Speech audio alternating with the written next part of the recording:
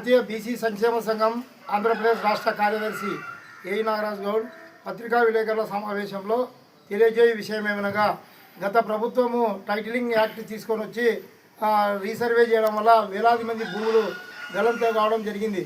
SC ఎస్టీలకు ప్రభుత్వం ఇచ్చిన భూములు కూడా ఈరోజు వరకు కూడా ఆన్లైన్లో ఎక్కించడంలే.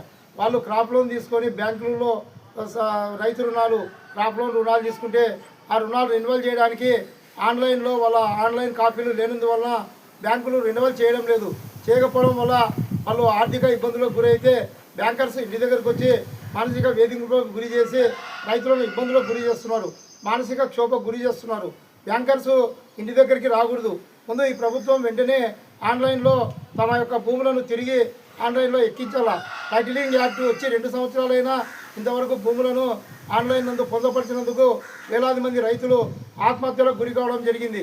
తిరిగి క్రాప్ లోన్ రెన్యువల్ చేసుకోవడానికి కూడా ఎంతో ఇబ్బందికరంగా ఉంది.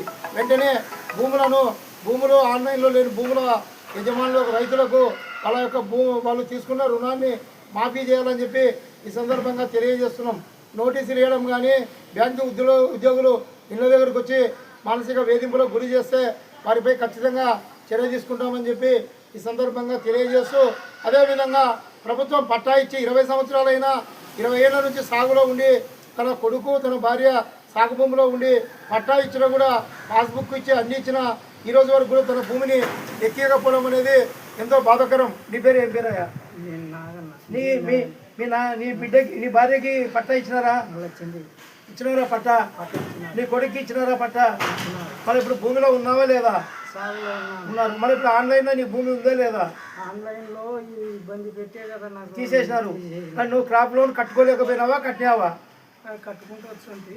ఇప్పుడు కట్టుకోలేకపోయినావు కనుక నాగన్న అని మల్కాపురం గ్రామ నివాసి హరిజనుడు తనకిచ్చిన భూమి 20 సంవత్సరాల కిందట భార్యకు కొడుకు పట్టా ఇస్తే ఆ భూమిలో సాగు చేసుకొని జీవనం చేస్తున్నా రెన్యువల్ చేసుకోవడానికి ఇబ్బందిగా పడి ఈరోజు బ్యాంకర్స్ నుంచి వేధింపులకు గురవుతున్నాడు.